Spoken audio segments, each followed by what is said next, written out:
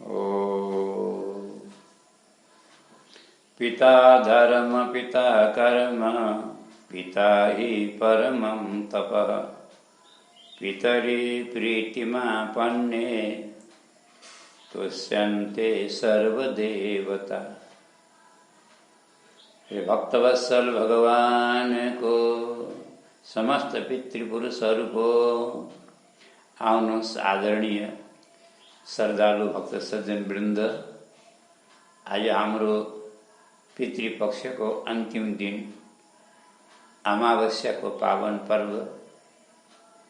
आज पनि पूर्व सूचित गरे अनुसार म पितृहरूकै विषयमा भन्दा पनि सबैका जसले पनि श्रद्धापूर्वक यो दर्शन गर्नुभएको छ र श्रवण गर्नुभएको छ सबै भक्तका पितृहरू तृप्त हुन् र कदाचित केही दोष पितृदोष लागेको रहेछ भने शान्ति होस् भन्ने लक्ष्यले मैले भगवत गीताको 7औं अध्यायको मैले महात्म्य सहित मैले पाठ गरेर आज सबै भक्तहरूलाई सुनाउन चाहन्छु। हेर्नु, श्राद्धको विषयमा त हामीले पूर्व एक दिन बोलेका छौँ। श्राद्ध गर्नाले के लाभ हुन्छ, नगर्नाले के हानि हुन्छ। श्राद्धको महिमा यहाँ तक बताएको छ कि कसैको पासमा केही छैन अथवा देश परदेशमा छ, सुविधा छैन भने पनि अलि एकान्तमा गएर दक्षिण दिशातिर फर्केर दुवै हात उठाएर समस्त पितृहरूलाई प्रणाम गरेर दुईटा आँसुका थोपा आँखाबाट खसाएर, हे पितृपुरुष हो, मैले हजुरलाई केही गर्न सकेन, आजको दिन म हजुरलाई खाली प्रणाम गर्दैछु, क्षमा गर्नुहोला, यति मात्रै गरे पनि पितृहरू प्रसन्न हुन्छन्, पितृदोष लाग्दैन। अन्यथा श्राद्ध नगर्ने मान्छेलाई दोष लाग्छ। र आउनुहोस् म आजको प्रसङ्गलाई प्रारम्भ गरौँ। मगध देशमा एउटा शङ्कुकर्ण नाम गरिएको ब्राह्मण थियो। ब्राह्मण जन्मले मात्रै थियो, कर्मले होइन। किनकि जन्मले पनि ब्राह्मण हुनुपर्छ यो शास्त्रमा लेखिया छ। अब आज भोलिकाले अब समाजमा सामञ्जस्य ल्याउन अथवा विवादबाट बच्न अथवा विवाद बहसबाट बच्न अनेक अर्थ गर्छन्, अलग कुरा हो। नत्र शास्त्रले यही भनिएको छ, ब्राह्मण्याम ब्राह्मण ब्राह्मणा ब्राह्मण्याम ब्राह्मण। ब्राह्मणदेखि ब्राह्मणीबाट जन्मेको नै ब्राह्मण हुन्छ जन्मले, तर कर्मले पनि ब्राह्मण हुनुपर्छ। तर यो ब्राह्मण कर्मले वैश्य थियो, अर्थात् व्यापार गर्थ्यो, बनिया वृत्ति, वैश्य वृत्ति। व्यापार गरेर यसले अथाह धन कमाएको थियो। त्यही भएर कुनै कुनै महात्म्यमा त के भनिएको छ, बनिया ब्राह्मण थियो अरे। बनिया ब्राह्मणको के अर्थ हुन्छ बुझौँ त। बनिया कि बनिया हुनु पर्यो कि ब्राह्मण हुनु पर्यो? त बनिया ब्राह्मणको अर्थ हो जन्मले ब्राह्मण, कर्मले वैश्य। यसले अथाह धन कमायो, तर एक कौडी पनि उसले धर्ममा लगाएन। कहिल्यै पनि न पितृहरूको नाममा, न देवताको नाममा, अथवा न कुनै दिन दुखी गरिब अनाथलाई एक पैसा दियो, सहयोग गरो, उपकार गरो, केही गरेन। अब झन् पाठशाला, धर्मशाला, गौशाला, वृद्धाश्रम, अनाथालय बनाउने कुरा त परै जाओस्। अझ एउटा कुरा हामीले यो पनि बुझ्नुपर्छ, श्राद्ध गर्नु सन्तानको कर्तव्य हो, अन्यथा पितृदोष लाग्छ। त्यसले यस जन्ममा नभए अर्को जन्म पनि भोग्नै पर्छ। त्यस्तै नै यो चिनामै कालो पितृदोष हुने भोग्नै पर्छ। तर श्राद्ध गरेर मात्रै मेरो कर्तव्य पुरा भयो भनेर सोच्नु पनि हुँदैन। आफ्नो हैसियत अनुसार, आफ्नो सामर्थ्य अनुसार पितृको नाममा केही कीर्ति पनि राख्नुपर्छ, कीर्ति पनि राख्नुपर्छ। पैसा यसले आफ्नो तर्फबाट गर्ने कुरा त परै जाओस्, कोही धर्मशाला, पाठशाला, गौशाला अथवा कुनै पनि धार्मिक कर्म गर्ने कोही धार्मिक समाज हुन्छन्, अनि ती चन्दा उठाउन आए, 2-4 पैसा सहयोग मागे भने पनि सिधै भन्ने के भन्ने, हेर बाबु हो, बरु तिमीले अलिकता छाला फुर्केर दिए मलाई भन्छौ भने म त्यो दुःख सहन तयार छु, म तिमीलाई छाला फुर्केर दिउँला, तर पैसाको कुरा मसित नगर। म पैसा 1 पैसा कसैलाई दिनेवाला छैन, फोकटको होइन, मैले पसिना बगाएर कमाएको 1 पैसा दिए। अच्छा, एउटा कुरा अब यहाँ सोचौँ है, पैसा कमाउनु ठुलो कुरो होइन। पैसा त अनाचारी, दुराचारी, व्यभिचारी, भ्रष्टाचारी, अत्याचारीहरूले पनि करोडौँ कमाहान्। पैसाले मात्रै मान्छेलाई सुख पनि दिँदैन, यो पनि ध्रुव सत्य हो। पैसा कमाउनु ठुलो कुरा होइन, पैसाको सही सदुपयोग गर्नु ठुलो कुरा हो। पैसाका 3टा काम हुन्छ। सबभन्दा उत्तम भनेको सदुपयोग हो, मध्यम भनेको उपयोग हो, र अधम भनेको दुरुपयोग हो। अब बुझिआउँला कुरो। सदुपयोग भनेको सत्कर्ममा खर्च गर्ने, धर्ममा लगाउने, परमार्थमा लगाउने, उपकार गर्ने, दान गर्ने। और उपयोग भनेको आफ्नो घरको लागि, छोराछोरीको लागि, आफ्नो परिवारको लागि, आफ्नो कुटुम्बको लागि खर्च गर्ने। यो सदुपयोग पनि होइन, दुरुपयोग पनि होइन, यसलाई भन्छ खालि उपयोग। अनि तेस्रो हुन्छ अधम, दुरुपयोग। पैसा पाएँ भनेर, मैले कमाएको भनेर घमण्ड गरेर जुवा तास खेल्ने, मांस मदिराको सेवन गर्ने, दुराचार, अत्याचार, व्यभिचार आदि कुकर्ममा लाग्ने। अब के हुन्छ सोचौँ है, दोष पैसामा होइन, दोष त हाम्रो व्यवहारमा, हाम्रो सोचमा, हाम्रो दृष्टिमा। यही पैसाले यदि मान्छेले राम्रो काम गर्छ भने ध्रुव सत्य हो, त्यो तर्छ।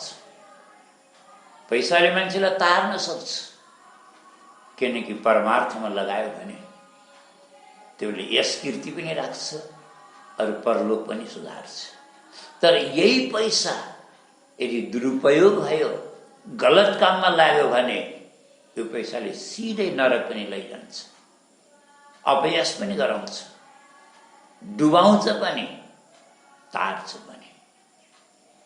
यसले सदुपयोग त परै जाओस् भनिसके। यसको सिद्धान्त थियो चम्डी जाओस् पर दम्डी नजाओस्।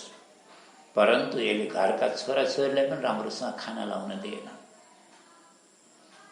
3-3वटा बिहा गरिसकेका थियो, छोराछोरी थिए, तर मेरो दुःखले कमाएको पैसा यिनीहरूले खर्च गरेर उडाउँछन्, बर्बाद गर्छन् कि भनेर कसैले नदेख्ने गरेर जमिनमा गाडेका थियो। असरको घाडामा भरिभरिकन जमिनमा गाडेर लुकाएर राखेका थियो। आफ्नै छोराछोरीले पैसा उडाउँछन् कि भनेर, खर्च गर्छन् कि भनेर, राम्रो काममा गर्छन् कि नराम्रो काममा गर्छन् त्यो पनि सोचेन, बस खर्च गर्न भएन, गाडेर राख। यति मात्रै होइन, यति गरेर आफूले फेरि 4थो बिहा गर्नको लागि हुरापल कुटुम्बका साथमा बिहा गर्ने गएको थियो अर्को गाउँमा। पर दुर्भाग्यले त्यसै दिन राति सर्पले टोकेर मर्यो, सर्पले डसेर मर्यो। अनि खेर अरू क्रियाकर्म जे हुन्छ त्यो सब भयो व्यवहारिक काम। पर हामी कल्पना गरौँ, यसरी मरेको मान्छे के तर्यो होला? कुरै छैन। पहिला त प्रेत बनेर भट्को कति दिनसम्म, अनि प्रेत योनिबाट मुक्ति मिल्यो त फेरि सर्प बनेर जन्म। किनकि यस्ता मान्छेको प्राय सर्प योनिमा जन्म हुन्छ। अब यहाँ त झन् के थियो भने एउटा सर्पले डसेर मरेको, अनि दोस्रो जसले धन धेरै गाडेको हुन्छ त्यो धनको सुरक्षालाई सर्पै बनेर जन्मन्छ। यस्ता उदाहरण त अरू पनि 50औं छन्। मान्छे प्राय सर्पै भएर जन्मन्छ, र जहाँ गाडेको छ त्यहीँ गुडुल्किएर बसेको छ, त्यही असर्पीमाथि सर्प योनिमा। त यसको माइलो चाहिँ छोरालाई एक दिन सपना भएछ, तेरा पिताले फलाना ठाउँमा पैसा गाड्या, ऊ त फरुवा लिएर खन्न गएछ। फरुवा लिएर खन्न गएको यसको बाउ जो सर्प बनिएको थियो निस्क्यो फड फैलाएर, यहाँ तैँले एक फौडा पनि चलाइस् भने म तँलाई डसेर मारिदिन्छु, तैँले त्यसै यहाँ फोकटमा लगाएर खर्च गर्न पाउनुहोस्। यदि यो पैसा खर्च गर्ने भने एउटा उपाय छ, यो पैसा तिमीहरूले उपभोग गर्न पाउँछौ, तर मैले भनेको काम गर्छौ भने केलाई? म तिमीहरूकै बाउ हुँ, तिमीहरूको पिता हुँ। मैले आफ्नो जस्तो कर्म गरेको थिएँ त्यो अनुसार दुःख पाएको छु, म भट्केको छु, प्रेत बनेर दुःख पाएँ, भट्केँ, अहिले सर्प बनेर यहाँ बसेको छु, यही पैसाको सुरक्षा गरेर बसेको छु। हेर, अगर तिमीहरूले मेरो श्राद्ध विधिवत गरिदेऊ अनि श्राद्धका दिनै भगवत गीताको 7वां अध्याय पाठ गर, यो सम्पूर्ण धन तिमीहरूको नै छ। किनकि पहिला पिताको धन खानुभन्दा पहिला पिताको उपकार गर, पितालाई यो संसारबाट तार, त्यसपछि बल्ल पिताको धन पुत्रले पाउने अधिकार हुन्छ। अन्यथा कोही अधिकार, जन्म लिँदैमा अधिकार हुँदैन। पुत्रको अर्थ हामीले पहिले पनि भनेका थियौँ है, जुन पुत्रले आफ्ना पितालाई पुम नामको नरकबाट तार्छ उसैलाई पुत्र बन्ने अधिकार हुन्छ, पिताको धन खाने अधिकार हुन्छ।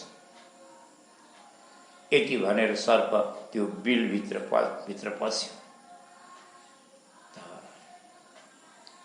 छोराले सबै कुरा सुनेपछि घर आयो, सबै दाजुभाइलाई एकट्ठा गरौँ, सल्लाह गरौँ, यसरी हाम्रा पिताजी भट्कनु भएको छ, दुःख पाउनु भएको छ, हामीले गर्नुपर्छ पिताजीको लागि उपकार। वार्षिक तिथि आयो, यो पार्वण तिथि आयो हैन। अच्छा, जसले पार्वण तिथि याद छैन, बिर्स्या छ भने के गर्ने? यही अमावस्या मैले एक दिन पहिला पनि निवेदन गरेँ, हामी औँसीलाई सबैको तिथि आफ्नै माने हुन्छ सबैले, किनकि रहे पाएको जे जति पितृकर्म शेष छ त्यो आजको दिन गर्दाखेरि फल प्राप्त हुन्छ। किनकि आज पितृहरू सबैका उपस्थित हुन्छन्, आफ्नो सन्तानबाट आज्ञा लिएर बिदा हुन्छन्, पितृलोक जान्छन्, अथवा जुन जुन योनिमा छन् त्यो त्यो योनिमा जान्छन्। सत्य हो। त्यही भएर यिनीहरूले श्राद्ध गरे, विधिवत गरे, राम्रो योग्य ब्राह्मण बोलाएर ल्याए, राम्रोसँग श्राद्ध गरे। श्राद्धका दिन यो भगवत गीताको 7वां अध्याय पाठ गराए।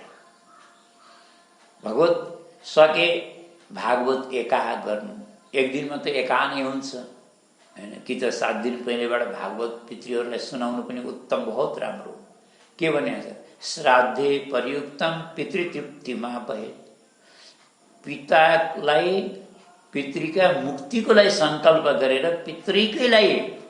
हुन त श्राद्ध पक्षमा मुहुर्त हुँदैन, अरू कामको लागि हुँदैन, अरू काम हुँदैन पितृपक्षमा, तर पितृहरूलाई नै तार्नको लागि, पितृहरूलाई नै मुक्तिको सङ्कल्प गरेर पितृहरूलाई भागवत सुनाउनु हुन्छ।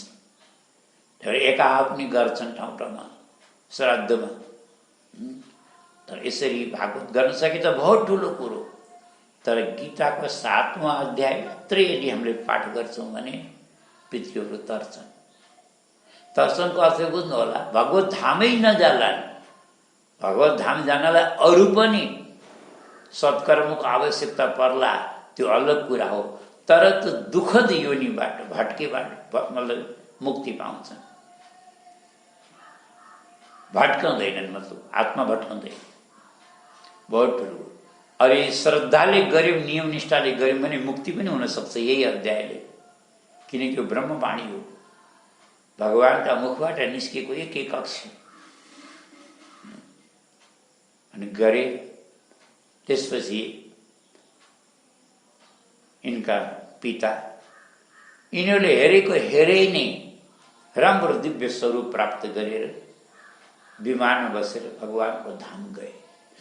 अब जाने बेलामा उनले भनेर गए, यो धन सबै तिमीहरूको, आपसमा झगडा नगरिकन बटवारा गर्नु र उपभोग गर्नु। अरू सक्छौ भने हेर, धन बहुत ठुलो कुरा होइन। धनलाई हमेशा साधन सम्झेर मान्छेले खर्च गर्छ या प्रयोग गर्छ भने त्यसले कहिल्यै दुःख पाउँदैन। जसले धनलाई साध्य मानेर गर्छ भने त्यसले यसै लोकमा पनि दुःख पाउँछ, परलोकमा पनि दुःख पाउँछ।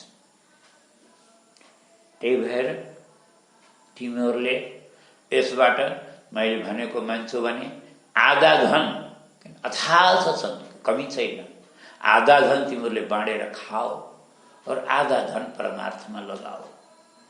छोरालाई साह्रै चित्त बुझ्यो, किनकि यिनले आँखाले देखे आफ्नो पिताको दुर्दशा। भोलि हाम्रो पनि यही दुर्दशा होला भन्ने डरले पनि उनीहरूले राम्रो काम गरे। त्यो आधा धनले यिनीहरूले पाठशाला बनाए, वेद पढ्ने बटुकहरूको गुरुकुल बनाए, गौशाला बनाए, धर्मशाला बनाए, राम्रो काम गरे, आफ्नो यश पनि राखे, अरूले पुण्य पनि गरे, पितृहरूलाई पनि तारे, अरूले आफू पनि तारे। यो 7औं अध्याय भागवत गीताको महात्म्य हो। मलाई एउटा कुरा प्रश्न याद आयो। एकजना महात्मा हुनुहुन्थ्यो भैरवामा, सायद उहाँ पहिला ब्रह्माबाट आउनुभएको ब्रह्मेली टोलमा, पछि सन्यास लिनुभयो। सन्यास लिएपछि त घर त्याग दिनुभयो। उहाँले पैसा कहिले छुनुहुन्न थियो। उहाँको नाम देवानन्द महाराज हो। अचम्म कुरा है, सायद म सबै कुरा बिर्सेँ, तर दुईटा कुरा याद छन् उहाँका। एउटा कुरा, उहाँले पैसा कहिले सन्यास लिएपछि, पहिला त के गर्नु अलग कुरा है, हामीले जान्दा, मैले चिन्दा पैसा छुनुहुन्न थियो, तर गीता छोड्नुहुन्न थियो। उहाँको झोलीमा पैसा हुँदैन थियो, पैसा त छुँदै छुनुहुन्न, कसैले दिए पनि लिनुहुन्न, तर केवल भगवत गीता और कोमल गीता राख्नुहुन्थ्यो। माइकर कोटियामा भागवत गर्न गएको थिएँ। उहाँले एउटा प्रश्न गर्नुभयो, जसको उत्तर मैले त्यतिखेर दिन सकिनँ। अब आजसम्म त्यो प्रश्नको उत्तर खोज्दा खोज्दा अब अहिले म दिन खोजेको छु, उहाँको शरीरै छैन, कसलाई दिउँ त्यो उत्तर। र त्यतिखेर मेरो पनि दिमागमा त्यो उत्तर आएन। उहाँले प्रश्न गर्नुभयो, के भन्नुभयो, उहाँले त्यही कोमल गीता पुस्तक निकाल्नुभयो र भन्नुभयो, यसमा गीताका 18 अध्यायको महात्म्य छ, पर यसमा प्राय जसो सबै अध्यायको महात्म्यमा उदाहरणको रूपमा सबै ब्राह्मणको मात्रै कथा छ, अरूको कथा किन छैन, खाली ब्राह्मणको मात्रै किन छ। अब अचानक मलाई यसको उत्तरै आयो, किनकि त्योभन्दा पहिले मैले कोमल गीताको ती महात्म्यहरू पढ्या पनि थिएँ। यो 20औं वर्ष पहिलाको कुरा हो। मैले अनुसन्धान, मैले त्यस्तो ध्यानै दिएको रहेनछु। उहाँले प्रश्न गरेपछि बल्ल मेरो दिमागमा सत्य कुरा हो, यो त ध्यान दिनुपर्ने कुरा हो। किनकि यहाँ सब अहिले भर्खर पनि हजुरले शङ्कुकर्ण ब्राह्मणकै कथा सुन्यौँ नि, अहिले पनि त्यस्तै सुरुबाट हेर्नु, सबै अध्यायको महात्म्यमा एउटा दुईटा अध्यायमा अरूको कथा होला, अरू कथा होला, न त सब ब्राह्मणकै उदाहरण छ। यो आश्चर्य हो नि हुन त है। तर अहिले त मलाई यस्तो राम्रो उत्तर आएको छ, तर उत्तर सोध्ने मान्छे हुनुहुन्न, अरू कसलाई दिनु। नसोध्नेलाई चासो हुँदैन, उत्तर दिएर के फाइदा भयो। कसैले अर्थ पनि उल्टो नेगेटिभ लगाइदिन्छ, अनि के फाइदा भयो। पर जान्नै खोजेका मान्छेलाई बहुत उत्तम उत्तर मैले पाएँ। आउन त खेर छोडा पनि कुरा, अहिले पर आज म जतिले यो महात्म्य सुन्नुभएको छ म सबैलाई साधुवाद दिन चाहन्छु। और 7औं अध्याय हजुरले राम्रोसँग अर्थ नबुझे पनि यो ब्रह्मवाणी सम्झेर, प्रभुको दिव्य वाणी सम्झेर आफ्ना पितृहरूको दोष, पितृदोष पनि शान्त होस्, पितृ तृप्त हुन् भनेर यो अध्यायको सबैले पाठ सुन्नु होला, म यो अनुरोध गर्छु।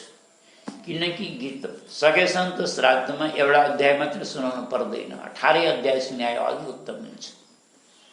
तर यो पितृहरूको लागि यो 7औं अध्याय उत्तम मानेको छ। यो ज्ञान विज्ञान योग हो। अब म सुनाउँछु। ओम श्री परमात्मने नमः। अथ श्रीमद्भगवद् गीता 7मोऽध्याय। श्री भगवान् उवाच मय्या सत्तमनः पार्थ योगं युञ्जन्मलाश्रयः असंशयं समग्रं मां यथा ज्ञास्यसि तच्छृणु। ज्ञानं तेऽहं सविज्ञानम् इदं वक्ष्यामि शेषतः। यज्ञात्वान्यः भूयोऽन्यः तज्ज्ञातव्यमवशिष्यते। मनुष्याणां सहस्रेषु कश्चित् यतति सिद्धये एततामपि सिद्धानं कश्चिन्मां वेत्ति तत्त्वतः। भूमिरापो नलो वायुः खं मनो बुद्धिरेव च अहङ्कार इति यमे भिन्ना प्रकृतिरष्टधा। अपरेमितस्त्वन्यं प्रकृतिं विद्धि मे परां। जीवभूतं महाबाहो एदं धार्यते जगत् एतद्योनीनि भूतानि सर्वाणीत्युपधारय। अहं कृष्णस्य जगतः प्रभवः प्रलयस्तथा मत्तः परतरं नान्यं किञ्चिदस्ति धनञ्जय। मयि सर्वमिदं प्रोतं सूत्रे मणिगणा इव रसो अहमप्सु कौन्तेय प्रभास्मि शशिसूर्ययोः। प्रणवः सर्ववेदेषु शब्दखे पौरुषं निःशुम्। पुण्यो गन्धपृथिव्यां च तेजसास्मि विभावसौ। जीवनं सर्वभूतेषु तपस्सास्मि तपस्विषु। बीजं मां सर्वभूतानां विद्धि पार्थ सनातनं। बुद्धिर्बुद्धिमतामस्मि तेजस्तेजस्विनामहं। बलं बलवतां चाहं कामरागविवर्जितं।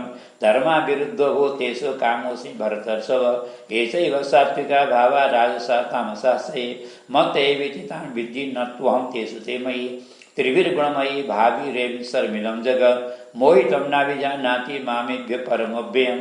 दैवी एषा गुणमयी मम माया दुरत्यया मामि वै प्रपद्यन्ते मायामेतं तरन्ति ते। न मां दुष्कृतिनो मूढा प्रपद्यन्ते नराधमा मायापरितः ज्ञान आश्रमं भावमाश्रिताः। चतुर्विधा भजन्ते एवं जनाः सुधृतिर्जुनः। आर्तो जिज्ञासुरर्थार्थी ज्ञानी च भरतर्षभ। तेषां ज्ञानी नित्ययुक्त एकभक्तिर्विशिष्यते। प्रियो हि ज्ञानिनोत्यर्थम् अहं स च मम प्रियः। उदारः सर्वे वैते ज्ञानी त्वात्मैव मे मतम्। आस्थितः स एव तात्मा मामेवानुत्तमां गतिम्। बहूनां जन्मनामन्ते ज्ञानवान् मां प्रपद्यते। वासुदेवः सर्वमिति स महात्मा सुदुर्लभः। कामेष्टस्थिरतः ज्ञानः प्रपद्यन्तेऽन्यदेवता। तं तं नियमास्ताय प्रकृत्या नियताः स्वया। यो याम्यं तनुं भक्तः श्रद्धयार्चितुमिच्छति तस्य तस्याचलां श्रद्धं तामेव विदधाम्यहम्। स तया श्रद्धया युक्तस्तस्याराधनमीयते लभते सदा कामान् मयैव विहितान् हितान्। अन्तवत्तु फलं तेषां तद्वत्तल्पमेधसाम्। देवं देवेजो यान्ति मद्भक्ता यान्ति मामपि। अव्यक्तं चाव्यक्तिमापन्नं मन्यन्ते मामबुद्धय। परं भावमजानन्तो ममाव्ययमनुत्तमम्। नाहं प्रकाश सर्वैष योगमाया समावृतः। मूढोऽयं नाभिजानाति लोको मामजमव्ययम्। वेदाहं समतीतानि वर्तमानानि चार्जुनः। भविष्याणि च भूतानि मां तु वेद न कश्चनः। इच्छा द्वेष समुत्थेन द्वन्द्वमोहेन भारतः। सर्वभूतानि सम्मोहं सर्गयान्ति परन्तप। एषां त्वन्तगतं पापं जनानां पुण्यकर्मणां। त्यद्वन्द्वमोहनिर्मुक्ता भजन्ते मां दृढव्रताः। जरामरणमोक्षाय मामाश्रित्य यतन्ति ये ते ब्रह्म तद्विदु कृष्णमध्यात्मं कर्म चाखिलं। सार्वभूताधिदैव मां सार्वयज्ञं च ये विदुः। प्रयाणकालेऽपि च मां ते विदुरुक्तचेतसः। हरि ओं तत्सत् इति श्रीमद्भगवद्गीतासूपनिषत्सु ब्रह्मविद्यायां योगशास्त्रे श्रीकृष्णार्जुनसंवादे ज्ञानविज्ञानयोगो नाम 7मोऽध्याय। श्रीहरे नमः। कृष्णाय वासुदेवाय देवकी नन्दनाय च नन्दगोपकुमाराय गोविंदाय नमो नमः। श्री पुराण पुरुषोत्तम भगवान को। आदरणीय भक्त सज्जन वृन्द, म यही कामना गर्छु, प्रभुसँग हृदयदेखि प्रार्थना गर्छु, जतिले यो मूल पाठ श्रवण गर्नुभएको छ हजुरहरू सबैका मेला हामी सबैका पितृहरू प्रसन्न हुन्, आशीर्वाद दिउन्, तृप्ति हुन्, सन्तुष्ट हुन्, पितृहरूले कष्ट नपाउन्, नभट्कुन्, यही प्रभुसँग हामी प्रार्थना गर्दै अब आज मध्याह्नमा आज धेरै भक्तहरूले पितृ विसर्जनको दिन भनेर हामीलाई केही आर्थिक सहयोग गर्नुभएको छ। बटुक ब्रह्मचारीहरूलाई भोजन भण्डारा लगाउनु भनेर अहिले हामीले 10-11 बजे बटुकहरूको भण्डारा छ। जसले आज आफ्ना पितृहरूलाई सम्झेर सहयोग गर्नुभएको छ, म प्रार्थना गर्छु हजुरहरूका सबै पितृहरू प्रसन्न हुन्, तृप्त हुन्, शान्त हुन् र जसले यो किताब अध्याय श्रवण गर्नुभएको छ उहाँहरूलाई धेरै धेरै बधाई र धन्यवाद दिन चाहन्छु। र अब भोलिदेखि पुरुषोत्तम पवित्र पर्वकाल महिना प्रारम्भ भएको छ। अब यो पुरुषोत्तम महिना, यो नाम किन पर्यो, यो महिना कसरी अधिक भयो र अधिक मास भन्छन्, यसको महात्म्य के हो, यसमा के गर्नुपर्छ, यसमा के गर्नाले के पुण्य हुन्छ, यसमा कसरी यसको यो महिनामा अनुष्ठानको के महिमा छ। हाम्रा यहाँ कतिपय भक्तहरू मन्दिरमा आउनु भएको छ भोलिबाट भजन बस्नको लागि, उहाँहरूलाई पनि विशेष बधाई र धन्यवाद दिँदै अरू जो आउन पाउनु भएन यो समयमा सङ्कटकालीन समय छ, त्यही भएर आफ्नो आफ्नो घरमा भजन बस्ने मैले सन्देश पाएको छु। अवश्य बस्नुहोस्, यो 1 महिनाको समय खेर नजाओस्। यो 1 महिनालाई पुरै 29 दिनको महिना छ सायद, यो 29 दिन हाम्रो पर्वकाल भन्ने सम्झनु होला। अघि पछि गरेको भन्दा लौकिक क्रियाकलाप गर्नलाई कुनै पनि अनुष्ठान गर्नलाई मुहूर्त हुँदैन। पर याद राख्नुहोला, यो समय केवल भगवत भजनको लागि हो र यो समय खेर नजाओस्। यो बेलामा गरेको भजन अघि पछि गरेको भन्दा 100 गुणा ज्यादा पुण्य हुन्छ। त्यही भएर के भनिएको छ, पुरुषोत्तम महिनामा मात्र 1.25 लाख मात्रै हामीले गोपाल मन्त्रको पुरस्करण गर्छौँ भने गोपाल मन्त्रको दीक्षा नलिएकाले गायत्री मन्त्र गर्दा पनि हुन्छ।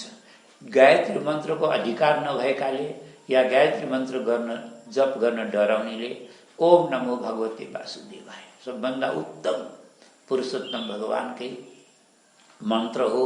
दीक्षा नलिएकाले पनि, गायत्रीको अधिकार नभएकाले पनि अगर ओम नमो भगवते वासुदेवाय 1 महिनासम्म अनुष्ठान गर्नु, भजन गर्नु, सबको कल्याण हुनेछ। यो पितृहरू प्रसन्न हुनेछन्, हामीलाई भगवानको कृपा प्राप्त हुनेछ। यही निवेदन गर्दै आउनुहोस् आजको प्रसङ्गमा विश्राम गर्न चाहन्छु। भले भक्तवत्सल भगवानको